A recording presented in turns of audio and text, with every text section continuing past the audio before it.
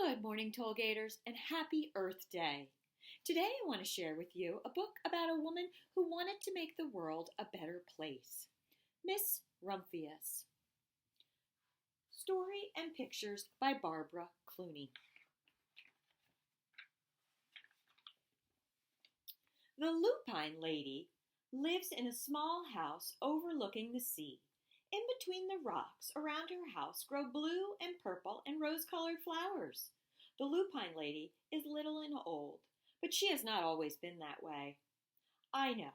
She is my great aunt, and she told me so. Once upon a time, she was a little girl named Alice, who lived in a city by the sea. From the front stoop, she could see the wharves and the bristling masts of tall ships. Many years ago, her grandfather had come to America on a large sailing ship. Now he worked in the shop at the bottom of the house, making figureheads for the prows of ships and carving Indians out of wood to put in front of cigar shops. For Alice's grandfather was an artist. He painted pictures, too, of sailing ships and places across the sea. When he was very busy, Alice helped him put in the skies. In the evening, Alice and her grandfathers sat on her grandfather's knee and listened to stories of faraway places. When he had finished, Alice would say, "When I grow up, I too will go to faraway places. When I grow old, I too will live beside the sea." "That's all very well, little Alice," said her grandfather, "but there is a third thing you must do." "What is that?" asked Alice. "You must do something to make the world more beautiful." "All right," she said. But she did not know what that could be. In the meantime, Alice got up, washed her face, ate her porridge for breakfast. She went to school and came home and did her homework, and pretty soon she was grown up.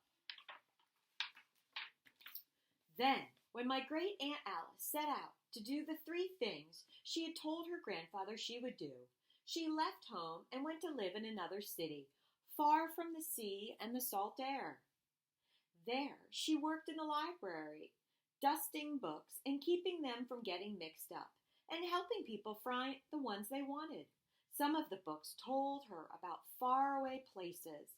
People called her Miss Rumphius now.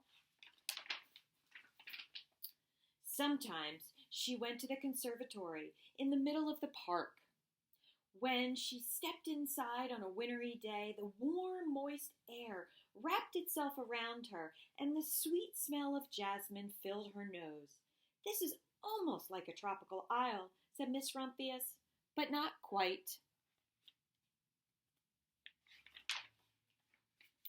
So Miss Rumphius went to a real tropical isle, where people kept cockatoos and monkeys as pets. She walked on long beaches picking up beautiful shells.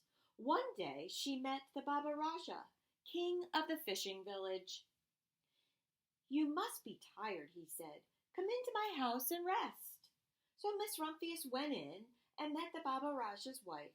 The Baba Raja himself fetched a green coconut and cut a slice off the top, so Miss Rumphius could drink the coconut water inside.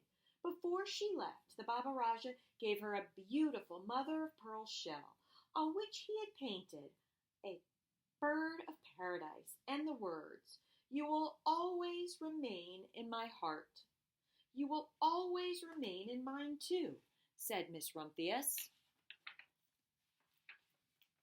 My great Aunt Miss Alice Rumphius climbed tall mountains where the snow never melted.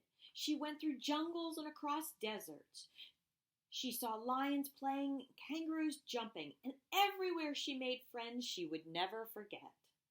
Finally, she came to the land of the locust eaters, and there, getting off a camel, she hurt her back. "What a foolish thing to do," said Miss Rumphius. "Well, I have certainly seen faraway places. Maybe it is time to find my place by the sea." And it was, and she did. From the perch of her new house, Miss Rumphius watched the sun come up. She watched it cross the heavens and sparkle on the water, and she saw it in the glory in the evening.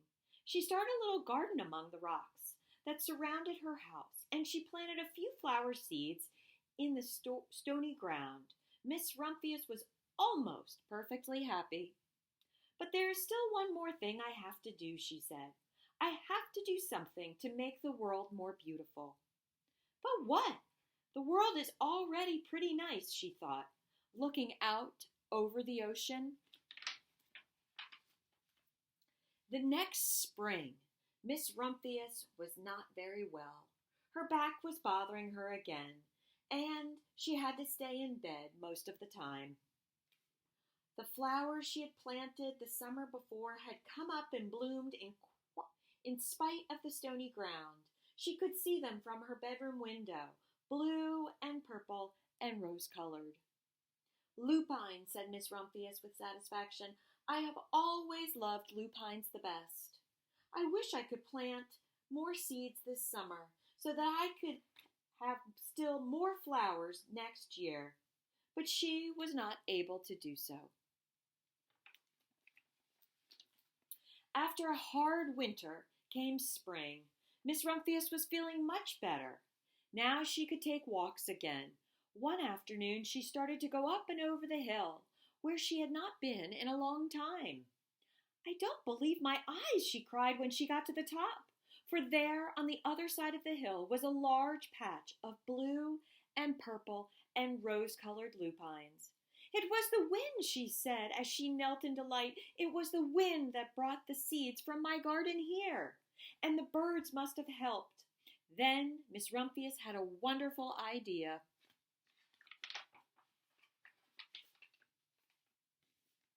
She hurried home and got out her seed catalogs. She sent off to the very best seed house for 5 bushels of lupine seed.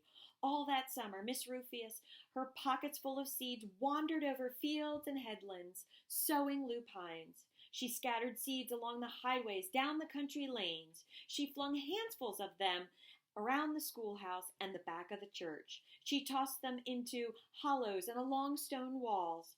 Her back didn't hurt her anymore at all. Now some people called her that crazy old lady. The next spring, there were lupines everywhere. Fields and hillsides were covered with blue and purple and rose-colored flowers. They bloomed along the highways, down the lanes. Bright patches lay around the schoolhouse and the back of the church. Down in the hollows, along some stone walls, grew the beautiful flowers. Miss Rumphius had done the third, the most difficult thing of all. My great-aunt Alice, Miss Rumphius, is very old now. Her hair is very white. Every year there are more and more lupines. Now they call her the Lupine Lady. Sometimes my friends stand with me outside her gate, curious to see the old lady who planted the fields of lupines. When she invites us in, they come slowly. They think she is the oldest woman in the world. Often she tells us stories of faraway places. When I grow up, I tell her, I too will go to faraway places and come home and live by the sea. "That is all very well, little Alice," says my aunt, "but there is a third thing you must do." "What is that?" I ask. "You must do something to make the world more beautiful." "All right," I say. But I do not know yet what that can be.